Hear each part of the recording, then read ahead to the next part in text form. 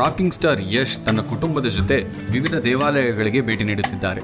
ಇಂದು ಯಶ್ ಅವರು ಧರ್ಮಸ್ಥಳ ಮಂಜುನಾಥೇಶ್ವರ ದೇಗುಲ ಹಾಗೂ ಮಣ್ಣಿನ ಹರಕೆಯ ದೇವಸ್ಥಾನವೆಂದೇ ಜನಪ್ರಿಯವಾಗಿರುವ ಸೂರ್ಯ ಸದಾಶಿವ ರುದ್ರ ದೇವಸ್ಥಾನಕ್ಕೆ ಕುಟುಂಬದ ಸಮೇತ ಭೇಟಿ ನೀಡಿ ಪೂಜೆ ಮಾಡಿಸಿದ್ದಾರೆ.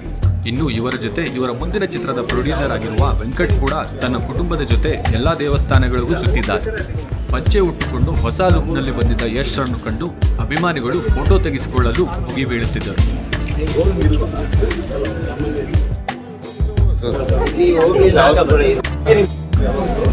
ಈ ವಿಡಿಯೋ ಇಷ್ಟ ಆಗಿದ್ರೆ ಲೈಕ್ ಮತ್ತು ಶೇರ್ ಮಾಡುವ ಮೂಲಕ ನಿಮ್ಮ ಮೆಚ್ಚುಗೆಯನ್ನು ತಿಳಿಸಿ. ವಿಡಿಯೋ ಬಗ್ಗೆ ನಿಮ್ಮ ಅನಿಸಿಕೆ ಅಭಿಪ್ರಾಯವನ್ನು ಕಮೆಂಟ್ ಬಾಕ್ಸ್ನಲ್ಲಿ ಬರೆಯಿರಿ. ಕನ್ನಡ ಸಿನಿಮಾ ಹಾಗೂ ಟಿವಿ ಲೋಕದ ಲೇಟೆಸ್ಟ್ ವಿಡಿಯೋಗಳಿಗಾಗಿ ನಮ್ಮ ಕನ್ನಡ ಟಿವಿ ಚಾನಲ್ ಅನ್ನು ಸಬ್ಸ್ಕ್ರೈಬ್ ಮಾಡಿ ಮತ್ತು ಪಕ್ಕದಲ್ಲಿರುವ ಬೆಲ್ ಬಟನ್ ಅನ್ನು ತಪ್ಪದೇ ಪ್ರೆಸ್ ಮಾಡಿ.